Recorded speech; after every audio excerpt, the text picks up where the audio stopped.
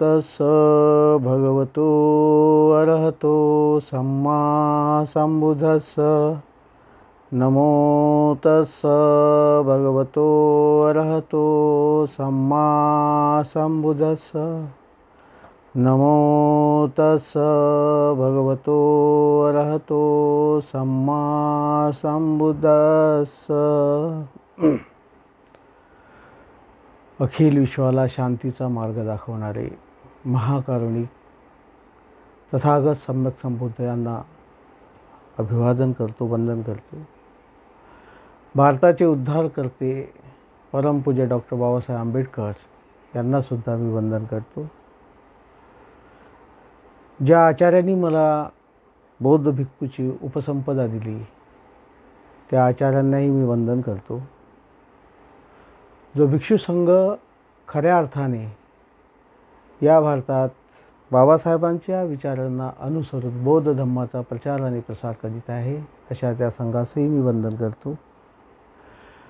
आणि उपस्थित सर्व उपासक, श्रद्धासंपन्न, शीलसंपन्न उपासक, उपासिका, बालबालिका या सगळ्यांना सविनय जय भीम। येत्या पौर्णिमेला म्हणजे 10 तारखेला आषाढ पौर्णिमा सुरू होत आहे आणि ही जी आषाढ पौर्णिमा आहे याला बौद्ध धम्मात एक अनन्यसाधारण असं महत्त्व आहे। आपण या पौर्णिमेपासून जे बौद्ध भिक्खू आहेत त्यांचा वर्षावासाचा काळ सुरू होतो आणि ह्या वर्षावासाच्या काळात खूप काही असं अध्ययन केले जाते।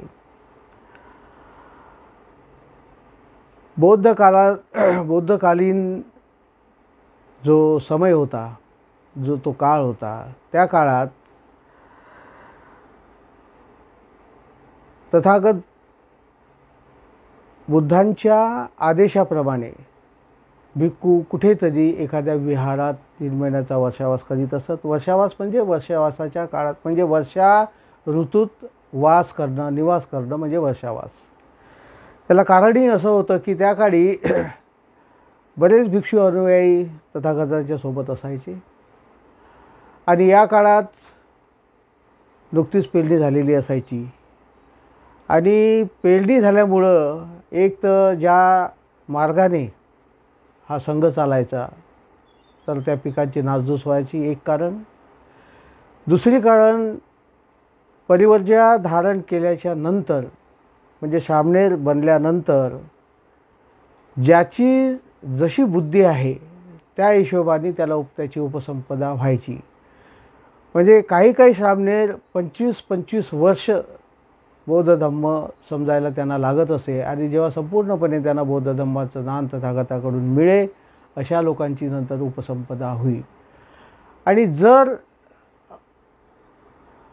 पावसाच्या काळात एखादा असा 25 वर्ष परिश्रम घेऊन उपसंपदा झालेला भिक्षू किंवा भंते वाहून गेला आणि मृत्यूला सामोरा गेला, मग त्याचा मृत्यू झाला, किंवा जे हिंस्र प्राणी आहेत, जे सरपटणारे प्राणी आहेत, विषारी जीवजंतू आहेत, त्यांच्या दंशामुळं जर कोणाचा मृत्यू झाला तर 25 वर्षाचा काळाच्या नंतर जर तो भिक्षू झाला असेल आणि अशा भिक्षूचा जर अपघाती असं निधन जर झालं तर ते धम्माचं आणि त्या संघाचं फार मोठं नुकसान व्हायचं। म्हणून तथागतांनी मग ठरवलं की हा जो काळ आहे हा काळ संपूर्णपणे एखाद्या ठिकाणी विहारात थांबून तिथल्या लोकांना संध्याकाळच्या वेळेस, दिवसभर तर ते श्रम करतील, परिश्रम करतील आपल्या शेतात इकडे तिकडे, आणि नंतर मग संध्याकाळचा काळ लवकर जेवण आटपून 7च्या नंतर मग जवळपास त्या काळी असं घड्याळ तर नव्हतं पण आसपास आजच्या समय सारणीच्या 7-7:30च्या दरम्यान ते प्रवचन सुरू करत आणि एक साधारण सुमारे 2-2.5 तास ते बोलत असत। आज मात्र या आधुनिक काळात सर्व काही बदललं। सर्व काही बदललं जरी असलं तरी आम्ही ते थोडं स्वीकारलं, असं नाही की नाही स्वीकारलं। पुढे पायी चालणं होतं तर आज पायी चालत नाही। आज आम्ही झपाट्याने संपर्क साधण्याचा म्हणून मोबाईलचा उपयोग आम्ही करतो. प्रवचनासाठी या डिजिटल मोबाईल माध्यम आहे त्याचा आम्ही उपयोग करतो. मात्र एक नवीन अशी हे रूढी परंपरा सुरू झाली की वर्षावासाच्या काळात फक्त रविवारी प्रवचन घेण्याचं काम सुरू झालं. असं होता का? म्हणजे ते चुकीचं आहे. प्रत्येक रविवारी या ठिकाणी एक रविवार, दुसरा रविवार, दुसऱ्या ठिकाणी तिसरा रविवार, तिसऱ्या ठिकाणी चौथा रविवार, चौथा ठिकाणी असं हे जे धार्मिक संस्थांच्या माध्यमातून सुरू आहे तसंच भंतेंच्या माध्यमातूनही कुठे कुठे बघायला मिळते. खरं म्हणजे वर्षावासाच्या काळात भंतेंनी एका ठिकाणी थांबून त्याचं अध्ययन करायचं असते. वर्षभरात जिथे जिथे जिथे जिथे आम्ही जातो, कोणाकोणाचे काय काय अनुभव आहेत, कोणाकोणा उपासकांच्या अडचणी कशा प्रकारे कोणकोणती उदाहरण देऊन ती सोडवल्या गेलेली आहेत, हे जे अनुभव असतात हे अनुभव आपसामध्ये ते शेअर करायचे असतात. आज हे काम होताना दिसत नाही. शिवाय समाजात गेल्यानंतर जे समाजाकडून जे प्रश्न येतात त्या प्रश्नाला योग्य प्रकारे कधी कधी ते उत्तर देऊ शकत नाही. कारण समाजही आता सुधारलेला आहे, अभ्यासू बनलेला आहे, त्याच्याकडे पण ज्ञान असते. आणि जेव्हा त्या ज्ञानाच्या माध्यमातून अभ्यास करता करता एखाद्या व्यक्तीने, एखाद्या उपासकाने असा प्रश्न विचारला तर ते खरोखर उत्तर देणं संभव नसते. म्हणून अशी पाळी येऊ नये म्हणून या वर्षावासाच्या काळात 3 महिने भिक्षुनी एका ठिकाणी राहून अध्ययन करणं अतिशय आवश्यक असते. म्हणजे पुढचा मग जो वर्षभराचा काळ आहे तो तयार असतो लोकांच्या सेवेसाठी. लोकांचे उपदेशामध्ये जो उपदेश बुद्धांनी दिलेला असतो त्याच उपदेशाचा उपयोग करून लोकांच्याकडे सुखाची प्राप्ती कशी होईल, जीवनाचा जो कल आहे तो सुखाकडे कसा जाईल, वाईट वृत्ती कशा दूर होतील, चांगल्या वृत्ती कशा आत्मसात केल्या जाईल, याचं हे ट्रेनिंग त्याला या अभ्यासाच्या माध्यमातून लोकांना देता येते आणि ते त्यांनी करावं. बरेच असे भिक्षू आहेत की जे काही विद्वान भिक्षू आहेत त्यांची असे शिबिरे लागतात वर्षावासाच्या काळात. ते एका ठिकाणी थांबतात आणि थांबायलाच पाहिजे. ग्रुपने थांबतात आणि आवाहन करतात की वर्षावासाच्या काळात जे काही लोकांना जे ज्ञान आवश्यक आहे, अर्थात भिक्षूंना, उपासक तर येतातच संध्याकाळी, पण भिक्षूंना त्यांच्यासोबत राहिलं पाहिजे. जे सामनेर आहेत विशेषतः त्यांनी हे जे वरिष्ठ भिक्षू संघ आहे त्यांच्यासोबत राहून अध्ययन या काळात केलं पाहिजे. त्याचा उपयोग असा होतो की समाजात गेल्यानंतर समाजाला आम्ही दूरदृष्टी देऊ शकतो. सर्वप्रथम आमचा समाज आम्हाला सांगतो की मी बुद्धिस्ट आहे, पण जसं की सगळ्यांना माहीतच आहे की बाबासाहेबांनी आधी स्वतः बौद्ध धर्माची दीक्षा घेतली आणि इतरांनी दिली आणि सोबत 22 प्रतिज्ञाही दिल्या. तर हे आमचं असं कर्तव्य बनते की विधिवत आम्ही बौद्ध धर्माची दीक्षा घेणं हे अति आवश्यक आहे. एखादा शील संपन्न उपासकपद हे देऊ शकतो. शील संपन्न भिक्षूंना पण हा अधिकार आहे. आणि केवळ 30 आणि पंचशीलच नाही, तर जोपर्यंत बाबासाहेबांनी दिलेल्या 22 प्रतिज्ञा त्रिसरण पंचशीलाच्या सोबत आम्ही घेत नाही, बौद्ध धर्माची दीक्षा होऊ शकत नाही, होत नाही.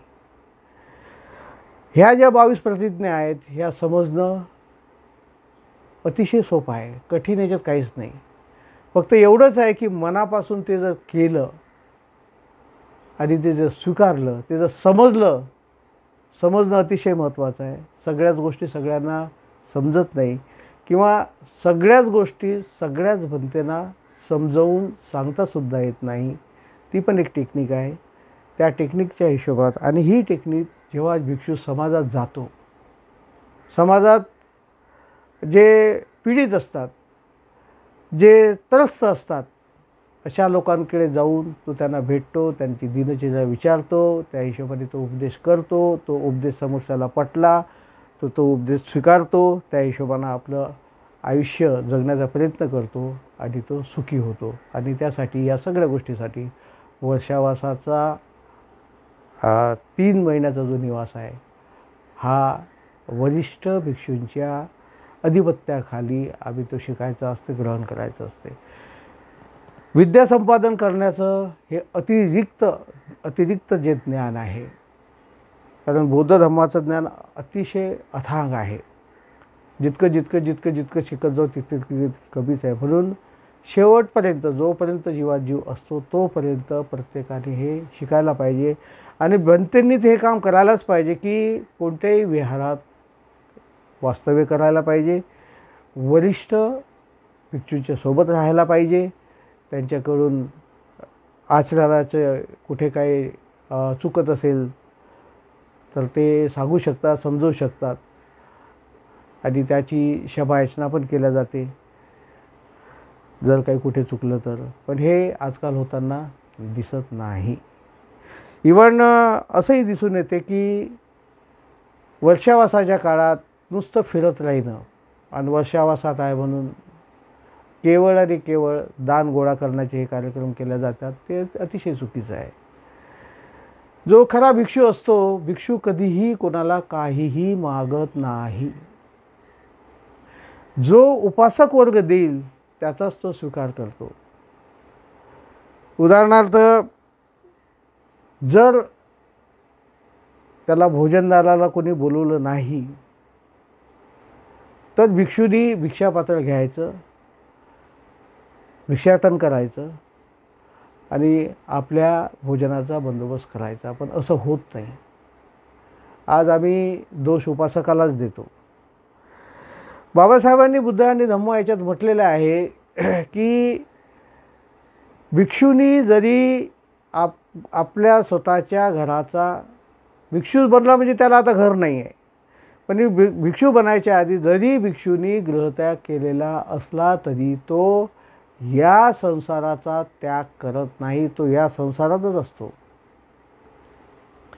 तर या संसारात असून या संसारात राहून त्यांनी ही सगळी कार्य करायची असतात.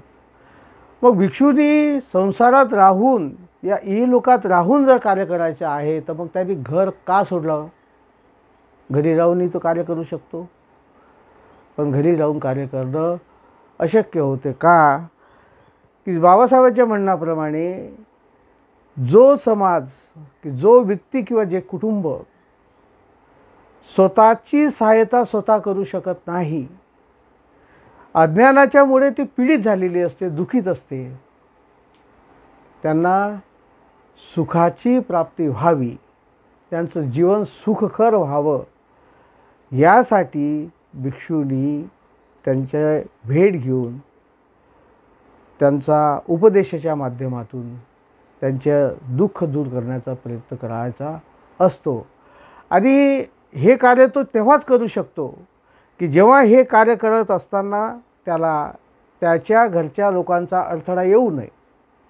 नाही तर काय होईल, तो गृहस्थ असताना तुम्हाला घरच्याच लोकांचं बरोबर निवारण करता येत नाही आणि तुम्ही समाजाचं कार्य उचललेलं असते. म्हणून गृहस्थी असताना त्याला हे कार्य करता येत नाही, त्याच्यात घरच्या लोकांची आडा येतो. घरचे लोक, आता भिक्षू कसा स्वतंत्र असतो, तो 24 तास त्यांनी समाजासाठी वाहून घेतलेलं असते, पण गृहस्थाचं तसं नसते. हे आणा, ते आणा, हे पाहिजे, ते पाहिजे, ह्या ज्या घरच्या सांसारिक रिक्वायरमेंट असतात या रिक्वायरमेंटात तो मग गुंतून राहतो आणि मग घरच्याचा मग दोष येतो. घरचंच तुमच्याकडनं अपूर्ण होत नाही आणि बाहेरच्याला तुम्ही ते दिवसभर वेळ देता.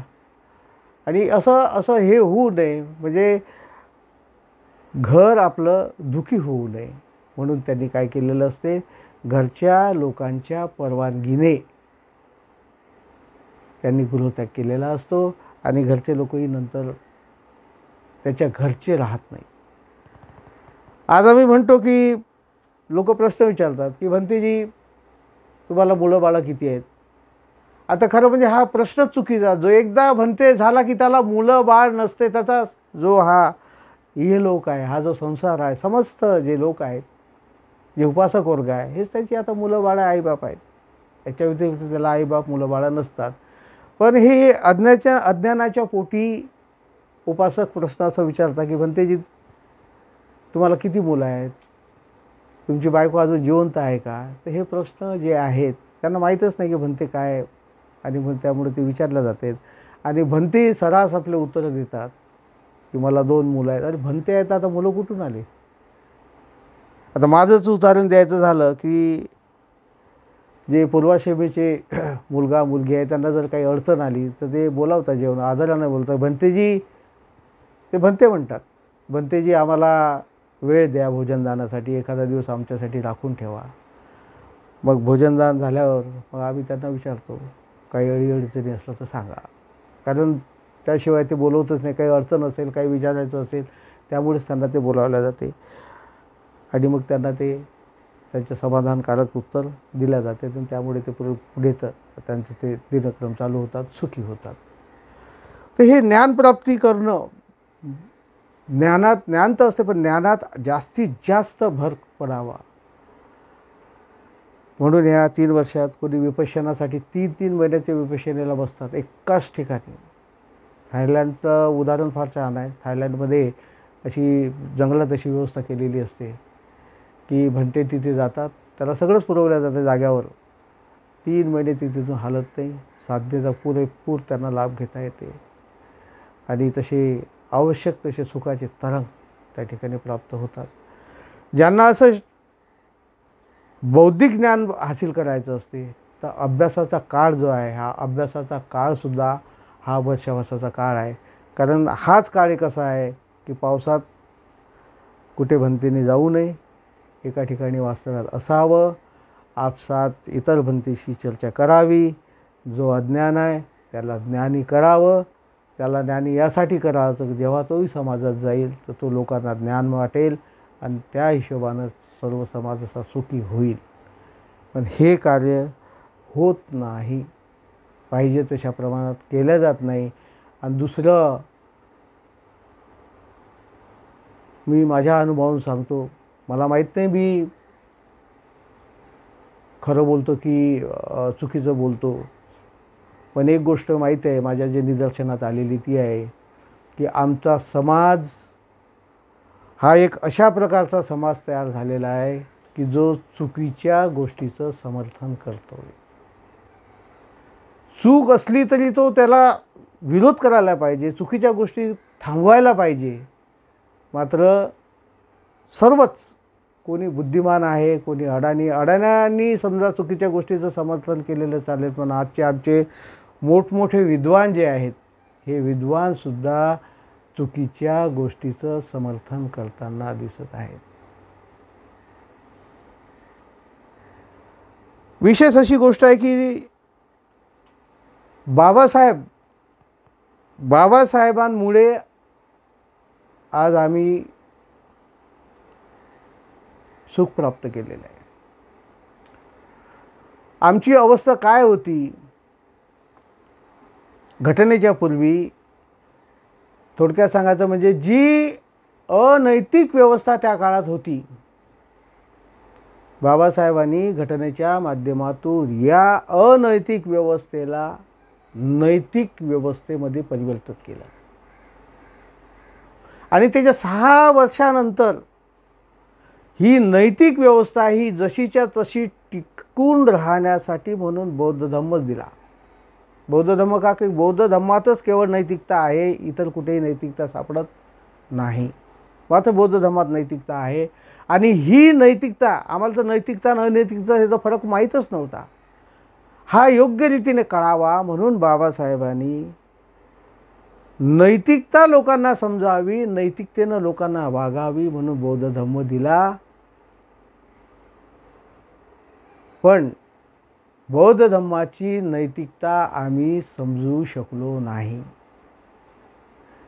म्हणजे थोडक्यात सांगायचं असं की जी अनैतिक व्यवस्था होती, ती अनैतिक व्यवस्थेला बाबासाहेबांनी नैतिक व्यवस्थेमध्ये परिवर्तन केलं होतं. याचा अर्थ बाबासाहेबांनी व्यवस्था परिवर्तन केलं होतं घटनेच्या माध्यमातून, ज्यामुळे आज आम्ही आहोत, VIP जीवन जगत आहोत. आता व्यवस्था परिवर्तनाची आवश्यकता नव्हती, पण आमच्या या भारत देशातली मोठमोठ्या विद्वानांनी परत व्यवस्था परिवर्तनाचा लढा सुरू केला आणि व्यवस्था परिवर्तनाच्या नावावर जी व्यवस्था बाबासाहेबांनी इथे उभी केली होती त्या व्यवस्थेला परत पुन्हा अनैतिक व्यवस्थेमध्ये परिवर्तन करण्याचं काम आमच्या मोठमोठ्या विद्वानांनी केलं। यासाठी त्यांनी आपली बुद्धी दिली, पैसा दिला, वेळ दिला, जे जे देता येईल ते ते दिलं। व्हायला काय पाहिजे होतं की जी व्यवस्था बाबासाहेबांनी घटनेच्या माध्यमातून या देशात आणली आणि त्या व्यवस्थेच्या माध्यमातून आम्ही ज्यांना निवडून देतो त्या लोकांनी या घटनेच्या माध्यमातून कामकाज चालते का नाही याच्यावर अंकुश ठेवायला पाहिजे होता, ते काम त्यांनी केलं नाही। म्हणून आज आमचा देश आणि दुसरी गोष्ट चुकीचं समर्थन करतात, चुकीचं समर्थन केल्यामुळे आज आमचा देश पुन्हा एकदा प्रतिक्रांतीकडे झुकलेला दिसतो।